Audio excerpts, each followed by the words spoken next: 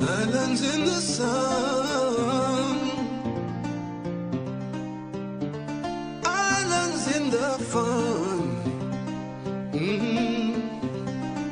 Welcome, welcome one and all to the land of death.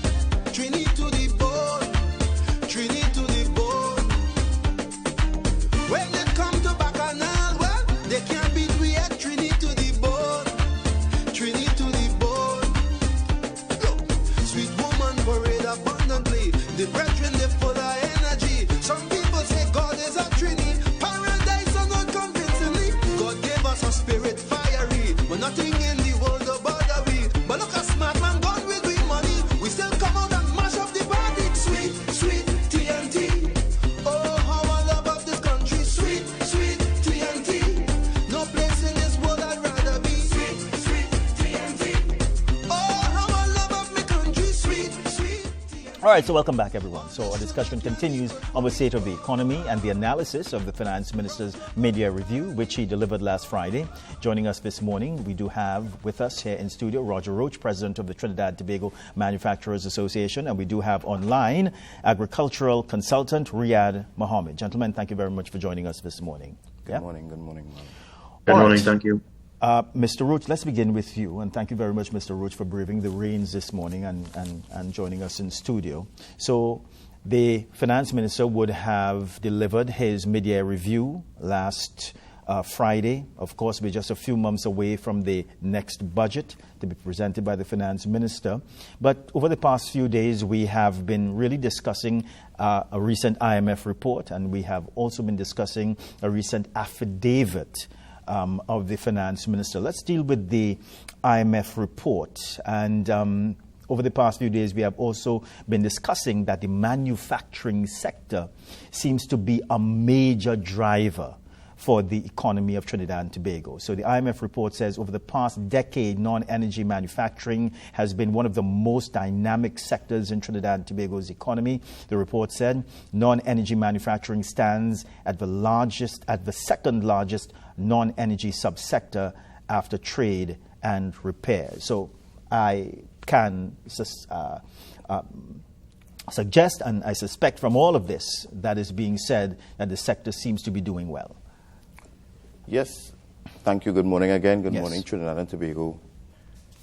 We're working hard to grow the non-energy manufacturing sector. Yeah. Reason being, Trinidad, as you know, is an energy economy, and it's a mature province. And because it's mature and we're not earning the kind of revenues we were earning before, it's resulting in a lack of accessible foreign exchange.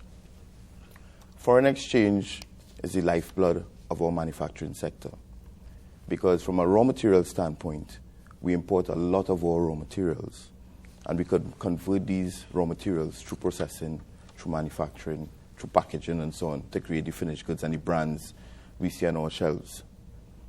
To sustain ourselves, we have been doing a lot of work in terms of growing our export markets and our export potential, and really creating a new breed of entrepreneurs, especially in the small and medium-sized sector, who, when they're manufacturing their products, when they're innovating, when they're conceptualizing their target markets, they look outside of Trinidad and Tobago primarily for growth.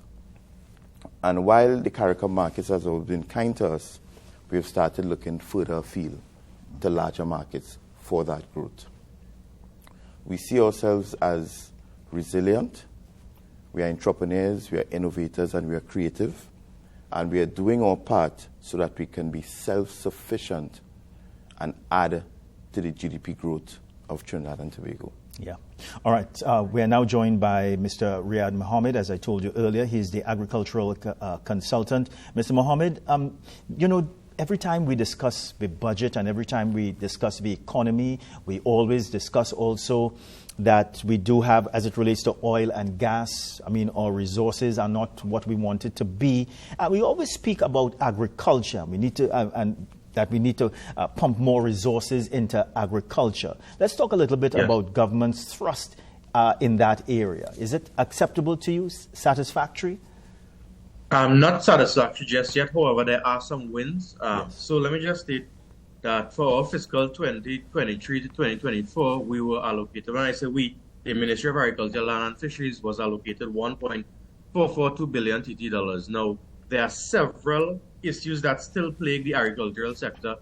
Those of 30 years ago still plague the sector. Now, some of them are access to financing, land tenureship, water access issues. Even in the rainy season, pretty larceny issues, marketing opportunities, well, a lack of them for the livestock sector in particular, value-added products and processing. We need to understand a bit more of how we'll be creative and protect our intellectual property as we dive deeper into the food production sector and the food processing sector. Reliable labor actually seems to be a huge problem on our farms at this time. Climate change, this is something we need everybody on board with to try to support, be educated and trained to adopt these new methods. The environmental damage of the agri-sector is not new, it is now globally known. We need to focus a bit more also on food safety and assurance. Even we have some outdated agricultural policies. For example, I could debate with you for hours on why farming. The cost of investing in technology and information systems, even the adoption systems, those things are costly and are taking some time. And even to represent my public sector partners, even when we get these allocations from the Ministry of Finance, that does not mean that in the Ministry of Agriculture or in any other ministry that the funds are readily or easily accessible.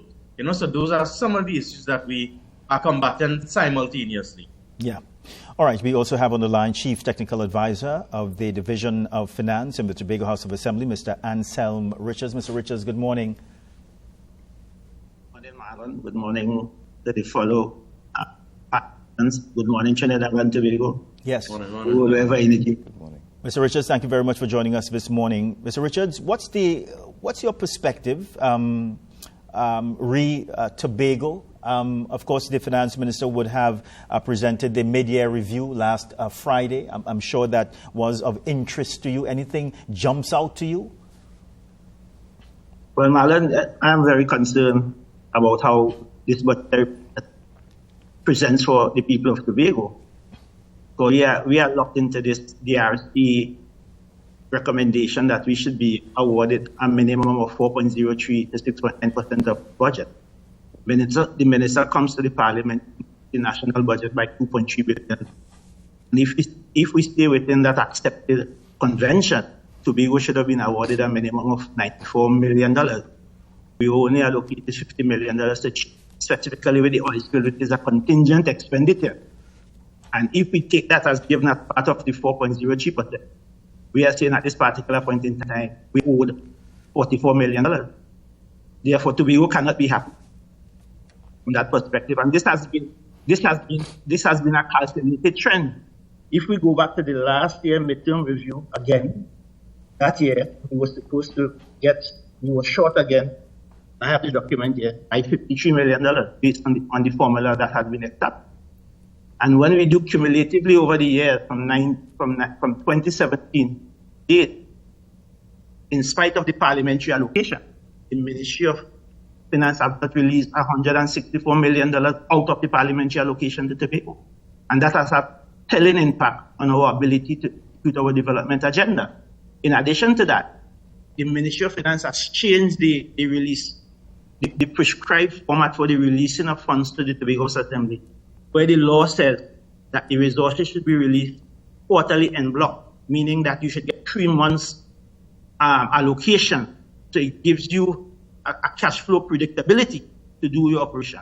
Over the years, because of the minister said it was cash flow problems, they changed that and have been releasing the funds monthly to the THA. That creates what you call cash flow problems, causing the THA to dip into the overdraft facility that is tied to the fund account. That has accumulated. You know the cost of overdraft funding. It has accumulated over the years from 2017 to date. And overdraft interest over $80 million, which has not been funded by the central government. So those are the kinds of challenges that the people of Tobago and the THA have to deal with when it comes to this budgetary process and the way it is being executed and presented in the national space.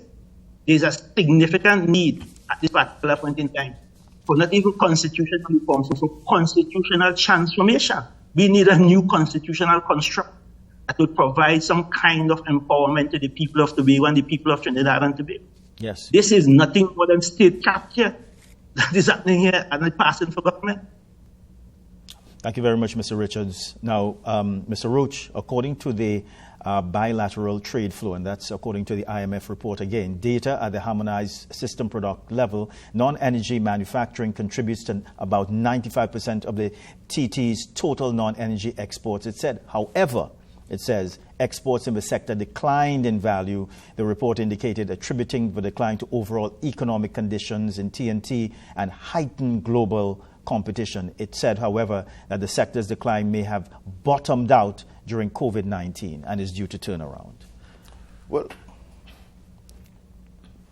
the facts are the facts. Yes. In terms of the sector bottoming out, that is in terms of decline. We would agree to that. But in 2003 versus 2023 versus 2022, the non-energy manufacturing sector grew by 29%, led by a substantial growth in the food and beverage sector. We saw growth in tobacco. We saw growth in textiles and apparel. We saw growth in printing and packaging. And we saw growth in chemicals and non-ionic materials. Coming out of that rapid growth, we expected a slight decline in the following year. But if we take what is going to happen in 2024, with the kind of work we're doing with Export TT, with Invest TT, with Exim Bank, and all the trade missions that we're going on, the future is bright for non-energy manufacturing. I want to explain something to the people of Trinidad and Tobago, that as a small country, we export our products to 120 countries across the world. And if we take some of the countries that re-export those products, it goes up to 144 countries. That is a tremendous feat for a small country such as ours. And the quality, the packaging, the creativity of our products that are on the shelves can match with any products internationally. And we see it on our own shelves. You have local products matching up against international products and are doing quite well and are acceptable to the people of Trinidad and Tobago. More than 80% of the Caribbean trade in non-energy exports is in Trinidad and Tobago's favor, right? And those countries, a lot of those islands do not have a manufacturing base. So you're really competing against international products. The fact that we can do it in CARICOM, it means that we can do it in Latin America, in North America, in Africa. And you would have recently seen one of our beverage manufacturers sign a deal in India. We just brought back a large contingent from Ghana, 48 members, 23 different companies came back from Ghana in March, followed by a visit of the Prime Minister 2 months later. So we're looking far afield for growth, and 1% growth, 2% growth in markets that size can all go well, not only for the companies involved, but for the employees, for foreign reserves, and for the people of Trinidad and Tobago. Yeah. Mr. Mohammed, earlier you mentioned some of the challenges facing the agricultural sector, and it says to us this morning that something has to be done when it comes to an injection of greater resources or energy into this sector, right? Yeah, definitely. So let me just say that one good thing that I think the Ministry of Agriculture, Land and Fisheries is doing is to give those grants and incentives and subsidies to our registered farmers. I would also like it for non-registered farmers as well. Now, we have some questions arising, from those distributional grants, right? So, for example, we have 400 million to allocate, 250 million for the incentives and 150 million for the PSAEL or Palo Seco Agricultural Enterprises Company. So let's focus just on the 250 million for now. Some of the questions that would arise is how much of the 250 million has been spent and by which ministry? Is it Ministry of Agriculture alone or other ministries as it relates to agricultural activities? How many stakeholders have accessed this grant? And more importantly, how many have applied and not accessed, right? And how has the incentive aided really in the reduction of food prices for the consumers? That is, I think, the heaviest question to answer, because if me and you go to the grocery and we're still paying higher and higher prices, food, some are just the equation is just not matching up, right? We must see that benefit on our pocket, yeah, or that impact on the pocket. And as it relates now to the 150 million for PSAEL, some questions that were posed to me up to last night: who has benefited from this disbursement? Now, one of my rebuttals would have said that, the PSAEL also did a lot of works in road rehabilitation, drainage works, and even land slip repairs. But these are the questions that pop up when you talk about incentives, funds, grants, subsidies. Yeah. Yeah. Are you finished, Mr. Mohammed? Yes, so far, yes. Yeah, I wasn't sure. I thought that we had a dropout there. But Mr. Richards, how do we right some of the wrongs that and some of the challenges that you would have spoken about earlier?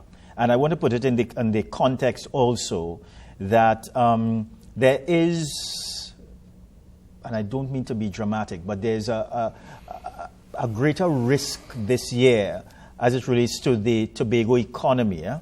Because we know that you all rely heavily on tourism, and we have seen an uptick in criminal activities in Tobago. Yeah, that is very correct, Malad. But in terms of cheating with some of the issues I've highlighted, we need to do some serious fix on the constitutional construct that establishes the government of Trinidad and Tobago and the island. One of the things we have to do, we have to ensure that the legislative autonomy for the island government of Tobago is clearly and comprehensively established in the Constitution. And there are factors on what the central government can do and should do in Tobago, and what they cannot do, and what they should not be allowed to do in Tobago. So we need to do an amendment to identify one of the Constitution that it is a factor on the central government in terms of responsibility in Tobago, and what parallel to that, establish the role and authority of the island government of the executive government of Tobago. That's a fundamental shift in the existing constitutional construct by the kind of autonomy that is necessary in the street. Because right. Mr. Richards, hold on. I think that we're doing a disservice to you because I'm not hearing you, and it would be a disservice to you and also our viewers if we're not hearing you. Studio, could we see if we could correct that, and I'll speak to Mr. Roach in the meantime. But Mr. Roach, I think what the view that has also been expressed in recent times, that there has to be, or that persons within the manufacturing sector, they need to work at a faster pace. Because, as you know, I don't have to tell you, Mr. Roach, that we are in dire need of Forex. And as we discussed earlier, the manufacturing sector is seen as a major driver to do that. I agree. Quite simply. There's nothing to disagree about. And I think that is why we're doing the work that we're doing. I mean, for this year alone, we have already visited Belize, the Bahamas, Suriname, Curacao, and we have already planned a trade mission to Canada in September. Between July 10th and July 13th, the Trinidad and Tobago Manufacturers Association will be hosting its 25th anniversary of the Trade and Investment Convention at the Center of Excellence. At that convention, we will have 13 countries exhibiting at that convention. And visiting us will be buyers from 23 different countries. From Africa, we have Nigeria and Ghana. Asia, India, China, Bangladesh. From South America, we have Venezuela. And from the United States, we have United States and Canada, among others, coming to see what Trinidad and Tobago has to offer. And not only in products, not only in manufactured products, which you know we advocate for, but also in services, right? Because at that convention, it's a multi-sectoral convention. We have energy companies, finance institutions, tourism companies, manufacturing companies, and a large section of the craft sector, a lot of which we sponsor, so that small and medium-sized businesses get that exposure. Now, last year, we had 20,000 persons visiting the TIC. And this year, we anticipate about 25,000 persons passing through the TIC. The first 2 days are just business-to-business days. Yeah. 250 meetings internationally have already been booked. And all our seminars have been sold out. There's still room at the webinars. That talks to the heightened interest in trade, in manufacturing, and in doing business, not only among the B2B sector in Trinidad and Tobago, because there are opportunities there, because if you could substitute buying a foreign product for a fellow local product, there's opportunities there. But also, there are opportunities to talk to international buyers who are coming at their own expense to see what Trinidad and Tobago has to offer the world. And in total, we have about 320 booths, and the show is completely sold out. And that is happening it's just a good next sign. month. Yes. It shows that we are open for business, right? Yes. Yeah? Yeah. All right. I believe that we do have Mr. Richards back on the line. Mr. Richards, you're there with us? Yes, Marlon, I'm here. I'm here. Yeah, Mr. Richards, could you continue the point that you were making? Yes, I was saying that we need to do some fixes to the existing constitution. So one of the areas that we have to treat with urgently is amendment to Section 75 of the Constitution that places a fetter on the central government, the cabinet, and its authority in terms of its operation in Tobago, vis-a-vis what the Tobago Assembly is constitutionally responsible for. So that will set a clear mark as to what the central government is in charge of in Tobago and what the island government of Tobago is in charge of. So that requirement is needed in terms of an adjustment to Section 75 of the Constitution. We also need to make an amendment to Section 113 of the Constitution that provides for the appropriation bill or the budget and establish in law what is the minimum share of the national budget that should be afforded to Tobago or the Tobago Assembly for the execution of its work. What we have a recommendation from the DRC that says between 4.03% and 6.9%. That is not law, but it has been the convention since 2000. The 4.03% was based on the population size of Tobago at the time, which is 23 years ago. And the distance between 4.3% and 6.9% was based on some conditionality that was legally prescribed in the Act that should be funded, such as the fact that Tobago is the absence of the multiplier effect in Tobago remoteness from the center of economic activity in Port of Spain, and a host of other things that are listed in the legislation.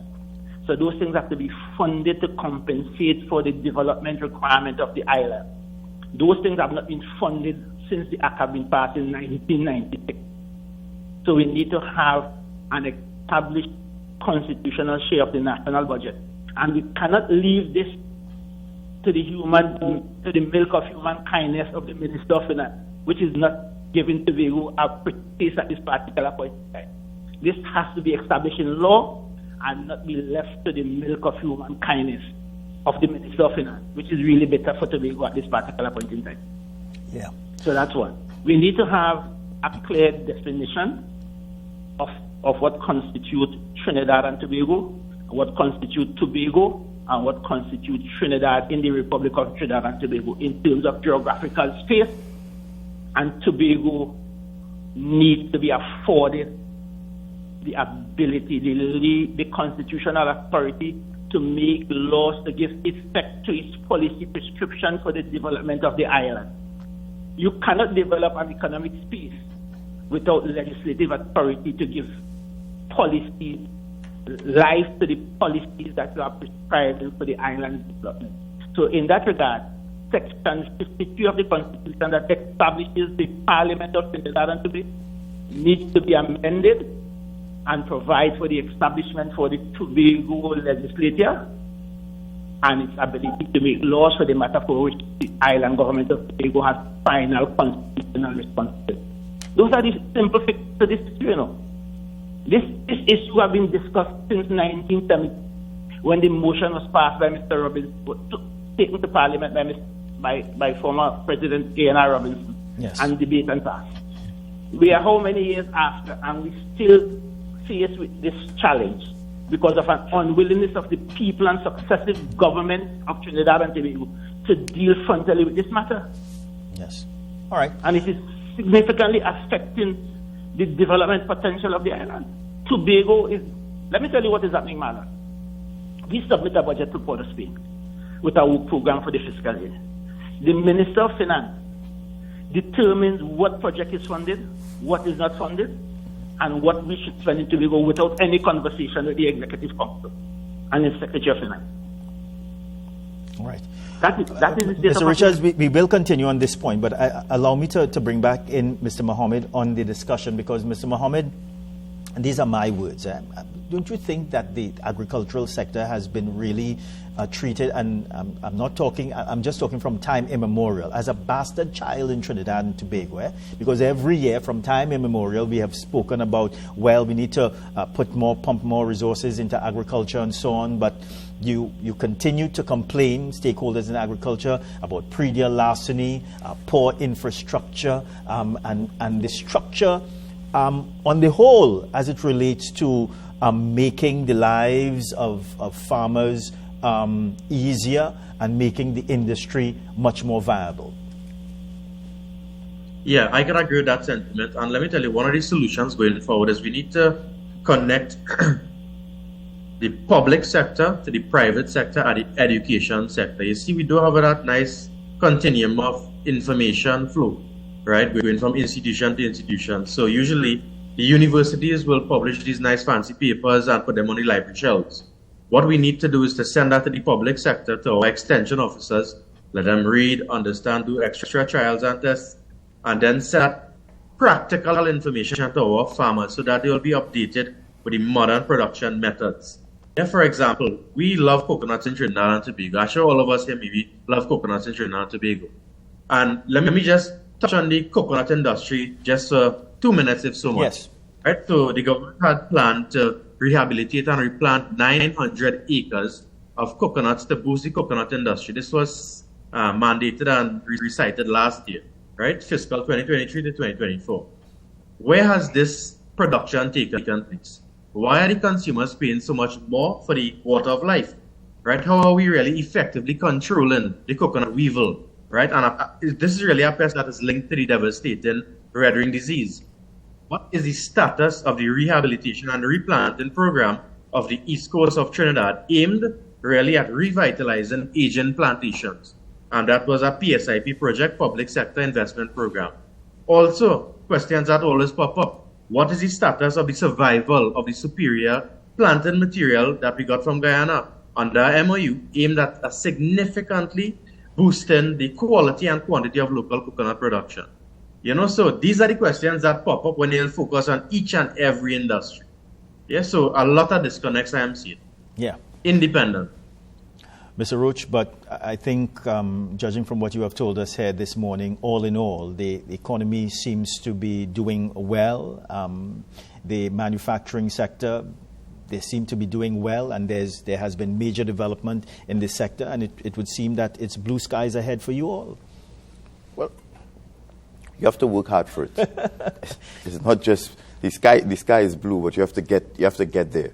Mm-hmm. We have been on a sort of evangelical pursuit of increasing our non-energy exports, and we will continue to do so. We work very closely with the Ministry of Trade and Industry, and we're working hard with them to create an enabling environment. Yeah. There are some good programs in there, such as the Export Booster Initiative, which provides funding for registration of products overseas, certification of products overseas, product testing, in-market promotions, and some grant funding to supplement the purchase of machinery. This is pretty encouraging for small and medium-sized businesses. There's also the Forex window at Exim Bank for manufacturers. But how well has that been working? That has been working very well. And since its inception, it has been recapitalized. Over 176 different companies have benefited from it. Right. And we have seen where companies are able to get Forex at a much faster pace, secure their raw materials so that they convert it to goods and then sell it to the public. Because that has not been the case for a lot of SMEs, eh? Yes. And if I were to comment on the rest, on other sectors in the economy, for an economy to work well, all sectors have to be firing on cylinders, but sometimes markets change. Right.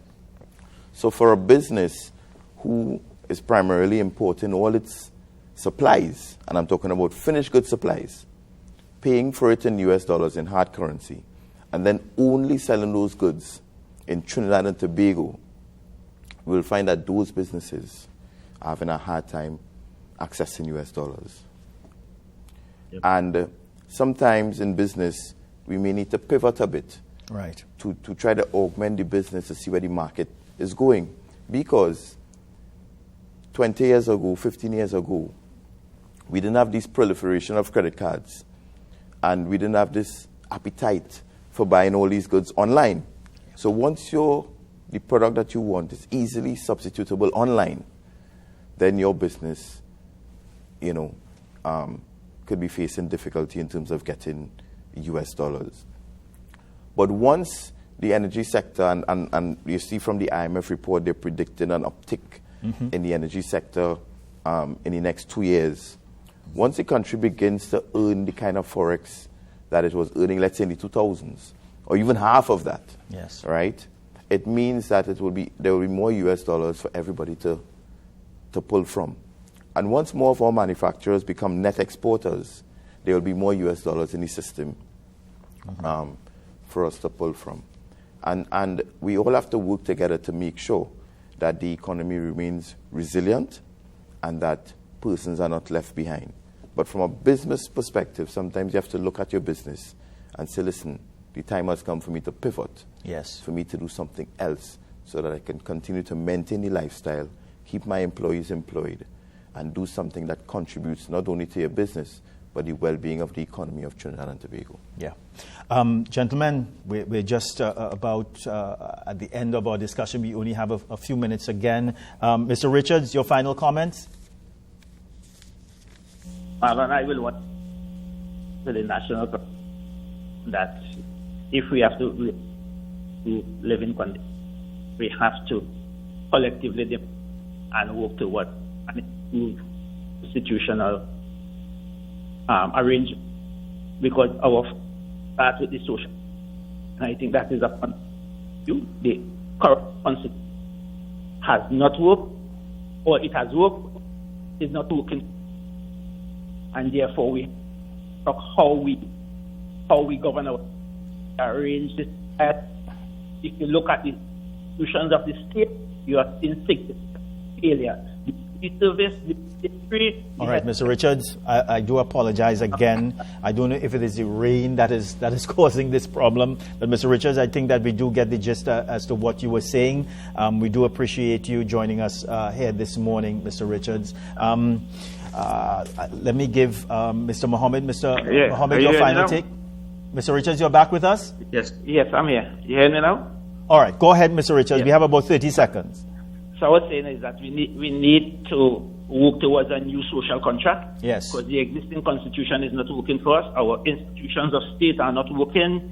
The service commission, the police service, the prisons, the public service, all are malfunctioning at this particular point in time. So we have to reconstruct this society. We have to reconstruct the institutions of state to ensure that at the end of the day we leave a heritage for the next generation that is much better than what we are experiencing at this particular point in time. Yeah. Mr. Richards, thank you very much again. Mr. Mohammed, your final comments? Hi, yes, thanks so much. So I would like to say thanks to the Ministry of Agriculture, Land and Fisheries. Yeah. We have several good ongoing projects, PSIP projects, that are benefiting the farmers, the consumers, and several other stakeholders in the agricultural sector. And what I want to focus on as the last closing statement, we need to understand the impact of sustainable agriculture and circular economy principles as we redesign the entire agricultural sector from top to bottom. Thank you. All right. Thank you very much, Mr. Mohammed. Mr. Roach, your final comments.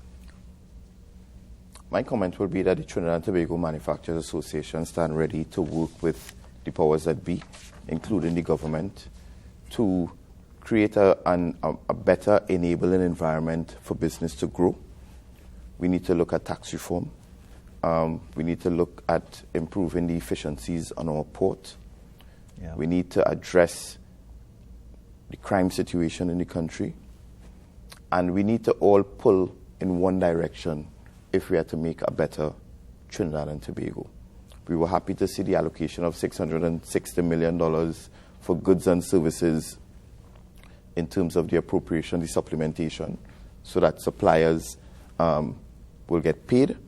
And we just look forward to working closely with the government, with our members, and I want Trinidad and Tobago to look to the manufacturing sector more closely, purchase locally produced goods, because that is what sustains employment, and support the Trade and Investment Convention between July the 10th to July the 13th. Thank you very much. Mr. Roach, as always, thank you very much for joining us here this morning. We do appreciate it. Mr. Mohammed and also Mr. Richards, thank you very much, gentlemen. All right, we have to go to a very short break. We are coming back.